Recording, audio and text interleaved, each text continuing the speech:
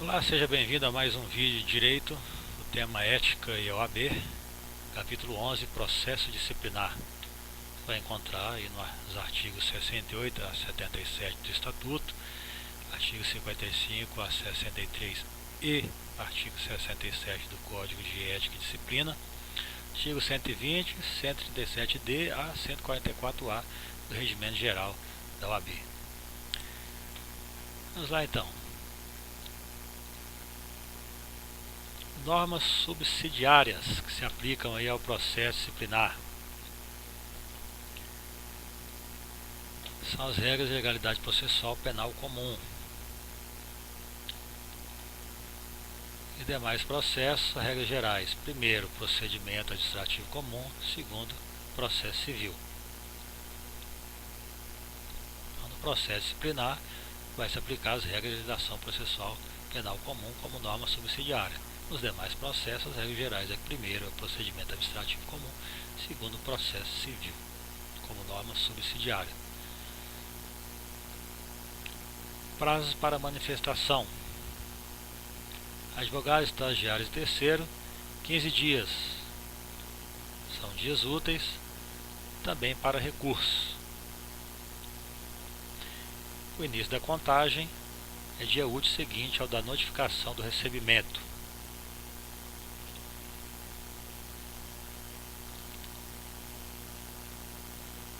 Como o controle da comunicação for por ofício reservado ou notificação pessoal. Dia útil seguinte ao da publicação na imprensa oficial, quando for publicação na imprensa.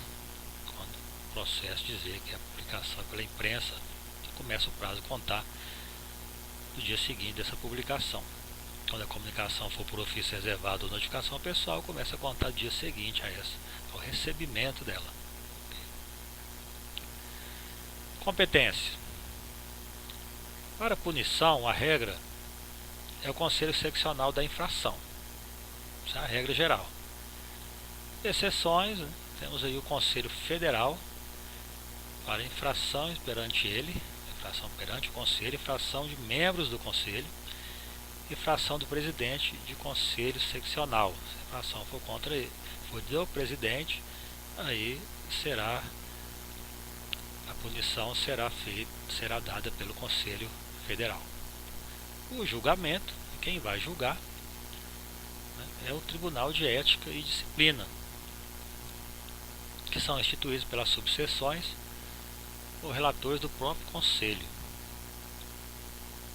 Instruídos pelas subseções, instruídos pelas subseções ou relatores do próprio Conselho. Então, o Tribunal de Ética que julga, a instrução se dá pelas subseções ou relatores do próprio Conselho.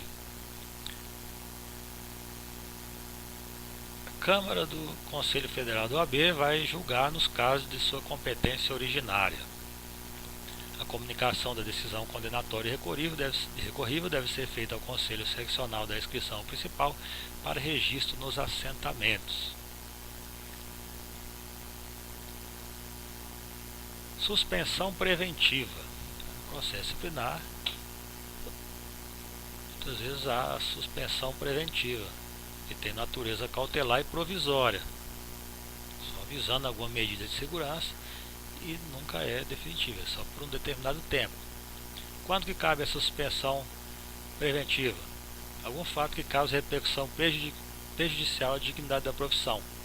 Se ele está respondendo por um ato que causa repercussão prejudicial à dignidade da profissão, ele vai ter uma suspensão preventiva de advogado. A competência e o procedimento para aplicar essa suspensão preventiva também é do Tribunal de Ética e Disciplina, do Conselho Seccional da Inscrição Principal, a sessão especial designada pelo presidente dele. Vai designar uma sessão para proferir essa suspensão preventiva. Deve haver oportunidade de defesa, produção de provas e sustentação oral, claro, por parte da defesa. Ampla defesa garantida constitucionalmente para processos de todos os tipos. Mas no caso aqui restrito ao cabimento da suspensão apenas. Ele vai se defender apenas em relação aqui à suspensão, não ao que ele está respondendo. Nesse caso aqui. Duração da suspensão no máximo de 90 dias. Então, pode suspender somente por 90 dias. Máximo 30, 60, 50, máximo 90. Processo disciplinar, aqui o sigilo do processo disciplinar. No trâmite do processo, exclui-se partes, defensores e autoridade judiciária. Esses aqui, para eles, não são sigilosos. Para o restante, é sigiloso. Então, há um sigilo no processo disciplinar, enquanto ele está em trâmite, mas não para as partes, seus defensores e autoridade judiciária. Poderá requerer vista a qualquer momento. Após o trâmite, permanece se for aplicado censura. Então, o sigilo vai permanecer após o trâmite somente se for aplicado censura. Então, suspensão e exclusão não, ele não mantém o sigilo. Tramitou o processo, terminou o processo disciplinar, encerrou, ele já não será mais sigiloso se for suspensão ou exclusão que o advogado tiver recebido. Se ele recebeu censura, continua sendo sigiloso, mantém-se sigiloso mesmo após o encerramento. Ok? As fases então do processo disciplinar. Vamos lá. Primeiro, instauração. Temos aqui instauração, instrução, julgamento. As 3 fases, e mais alguns tópicos relacionados a ela. Instauração de ofício, ela pode ser de ofício, mediante representação ou declaração do presidente do Conselho Seccional do Tribunal de Ética. No caso de ofício, ela pode ser feita de ofício quando o conhecimento do fato por fonte idônea.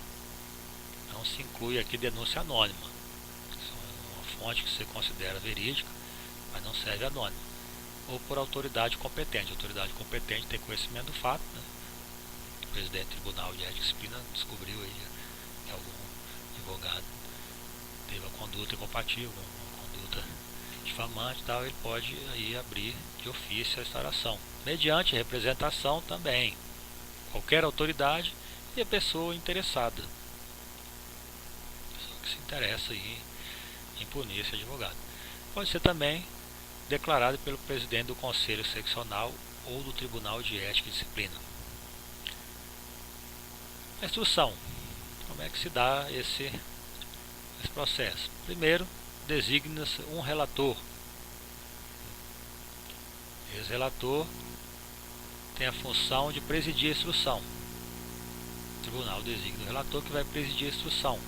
Prazo de 30 dias para suas manifestações. Tem que dar suas primeiras manifestações em 30 dias. Se eles cumprir, o processo vai para outro relator. Então, o relator vai presidir ali as sessões, essa instrução do processo disciplinar. Ele tem um prazo de 30 dias para dar suas manifestações. Se ele descumprir, não cumprir esse prazo, passa-se para outro relator. E aí sorteia-se com o relator. Próximo. Sorteia-se o próximo relator. Arquivamento militar. Liminar, aliás, pode ser decretado pelo presidente do Conselho Seccional ou TEDS. Para se dar o arquivamento liminar do processo, vira-se que não, tem que ser por decreto do presidente do Conselho Seccional ou Tribunal de Ética. Notificação dos interessados ou representante. Prazo de 15 dias. Instaurou-se o processo, tem que notificar, o prazo é de 15 dias para notificar. Pode ser mais dias se o relator precisar, no caso, tem que fundamentar. Testemunhas, pode até 5 testemunhas para as partes. No caso de revelia, o relator indica o defensor público. Se o advogado não apresentar o seu defensor, não comparecer, o processo não vai se encerrar. O relator vai indicar um defensor dativo, falei defensor público, mas defensor dativo, para que mantenha esse processo em andamento. Despacho saneador só após essas etapas anteriores. Tudo ok, o relator que está presidindo a instrução, ele dá ali o seu despacho saneador. Tudo ok, vamos lá. Prova oral é feita se houver necessidade, então pode haver provas orais. São testemunhas e partes, podem falar. E algumas diligências, se o relator julgar conveniente, também pode pedir diligência. Encaminhamento ao TED. após parecer preliminar do relator, já com enquadramento legal. Então o relator dá seu parecer preliminar, enquadra ele na qual fração que ele vai ser julgado e aí encaminha-se ao TED.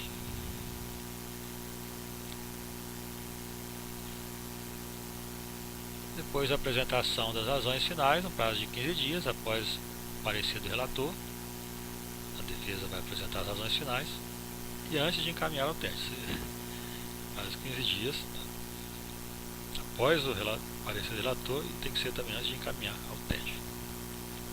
Então só vai poder ser encaminhado ao tribunal após a defesa fazer as suas razões finais. Então, terminamos aqui a instrução, vamos ao julgamento.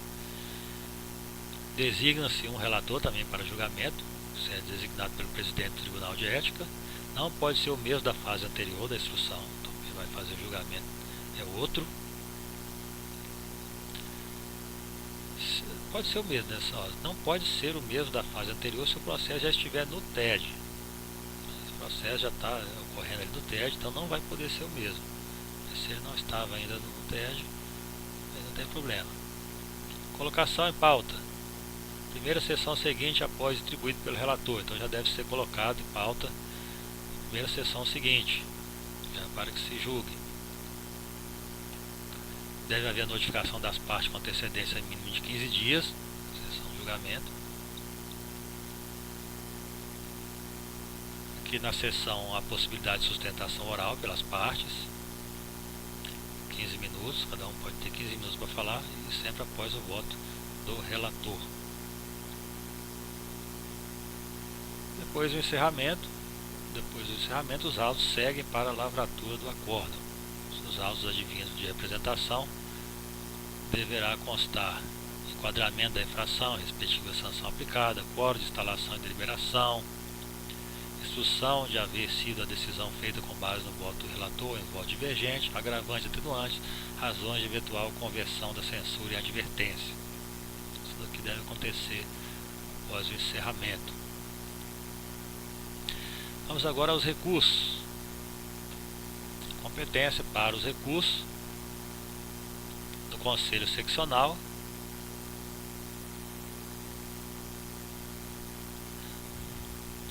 Seu presidente, Conselho Seccional, decisões proferidas pelo TED.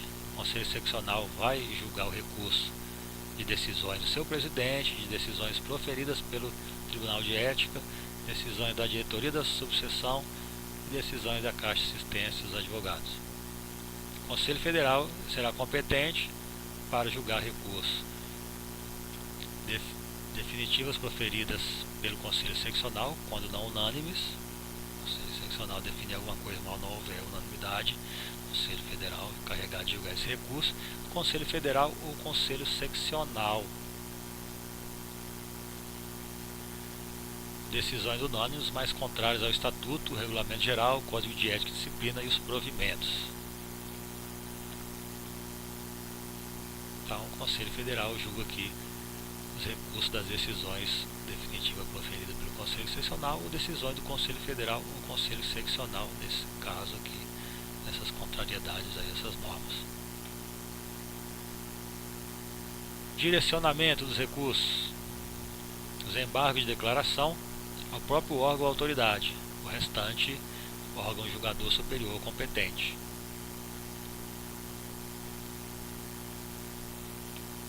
O recurso vai sempre ao órgão julgador.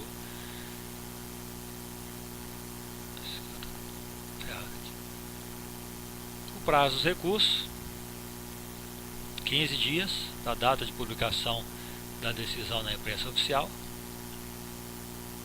ou da notificação do recebimento de ofício ou de notificação. Então, esse é o prazo para interpor o recurso. Se interposto por via facsímile ou similar, exemplo, fax, fax, o original deve ser entregue até 10 dias após a interposição. Pode se fazer então por essa via, mas o original tem que ser entregue até 10 dias após ter interposto, né? Após o prazo não. O duplo grau obrigatório é quando a decisão conflitar com orientação de órgão colegiado superior.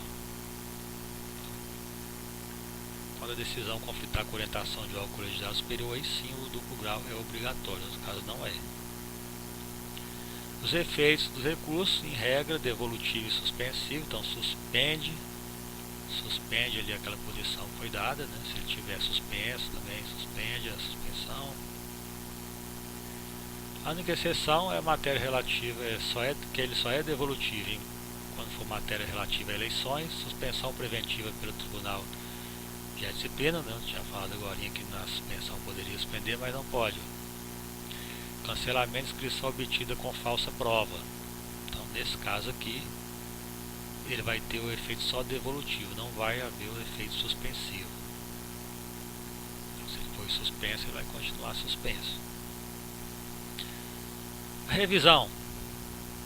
Mas no final depois tem uma revisão, assim como tem a revisão criminal. Erro de julgamento e condenação com base em falsas provas. Se conseguir provar isso aqui, pode entrar com ação de revisão. Competência para julgar é o órgão a qual emanou a condenação final. Se for do Conselho Federal, a decisão, aí segunda Câmara em sessão plenária. Segunda Câmara lá da Conselho Federal. Quem autua, ele vai ter autuação própria, não vai usar os apenas ao outro processo anterior. Ele vai ter atuação própria, ou na verdade errei aqui, né? Ele vai ter atuação própria ou apensado às aulas do processo a que se refira. Duas possibilidades aqui. Há também aí a possibilidade de reabilitação do infrator. O requisito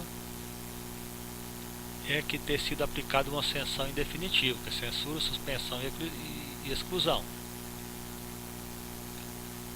Prazo para requerer é 1 ano após o cumprimento da sanção, tá? Cumpriu aqui 30 dias de suspensão, depois de 1 ano, desses 30 dias ele pode requerer aqui a reabilitação. Deve-se apresentar provas efetivas de bom comportamento profissional e pessoal. Se a infração for decorrente de crime, apresentar provas de reabilitação criminal. A legitimidade, o advogado que sofreu a punição, só ele pode entrar com esse pedido de reabilitação. Competência ao Conselho Seccional que aplicou a sanção ou Conselho Federal em suas competências originárias. Pode ser a autuação própria ou apensado às aulas do processo referente, assim como a revisão. Complementação do pedido, poder do relator de pedir mais provas de bom comportamento. Se desatendido, arquivamento eliminado do processo. Então o relator pode pedir mais provas ali do que aquela questão que ele está apresentando. Se não for obedecido, ele pode solicitar arquivamento liminar do processo. Prescrição da pretensão punitiva. O prazo é de 5 anos da data da constatação do fato. Constatou-se que o advogado teve tal infração, não puniu, passou 5 anos, agora não pode mais processá-lo, puni-lo. Prescrição intercorrente. É intercorrente, tem um i aqui errado. A qualquer processo paralisado por mais de 3 anos, aí a prescrição automática. Pendente de despacho ou pendente de julgamento. Demorou aí mais de 3 anos, já prescreve. Ele gera arquivamento de ofício ou requerimento da parte interessada, nesse caso dessa prescrição.